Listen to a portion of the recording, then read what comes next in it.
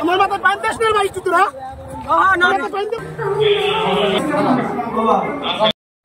সুবিচার করার ধন্যবাদ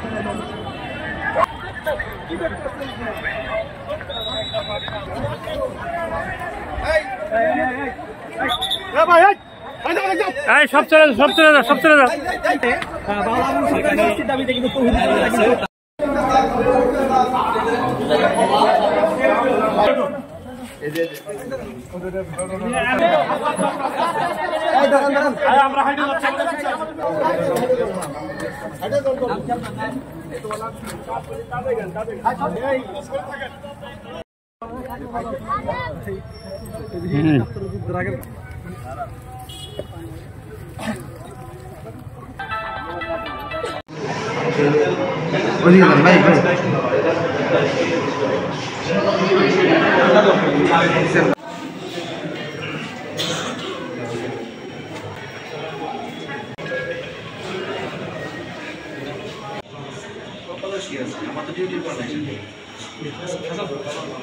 আসতেছি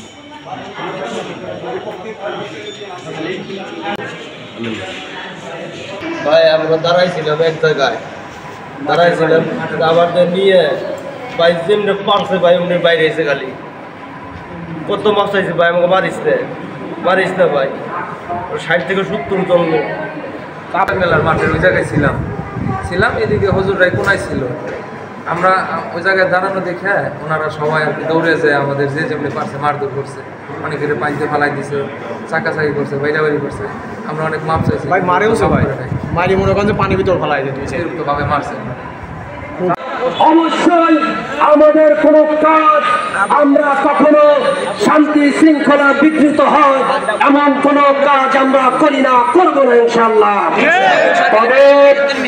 তবে আপনাদেরকেও বলতে চাই আমাদের ধৈর্যের বাঁধ যেন ভেঙে না যাক তার আগেই আপনারা ব্যবস্থা গ্রহণ করুন।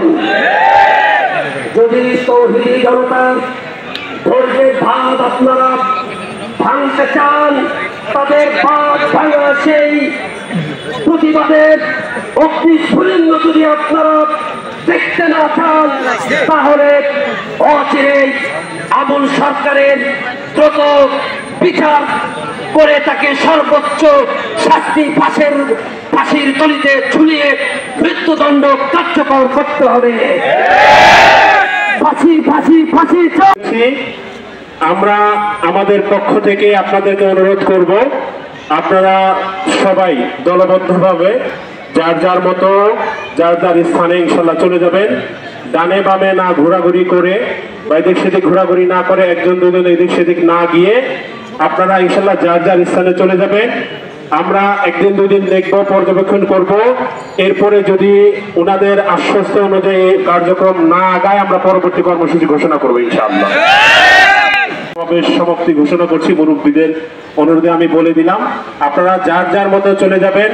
আমরা বিশ্বাস করি বাংলাদেশের সবচেয়ে ভদ্র সমাজ হলো আলেম সমাজ, কি বলে?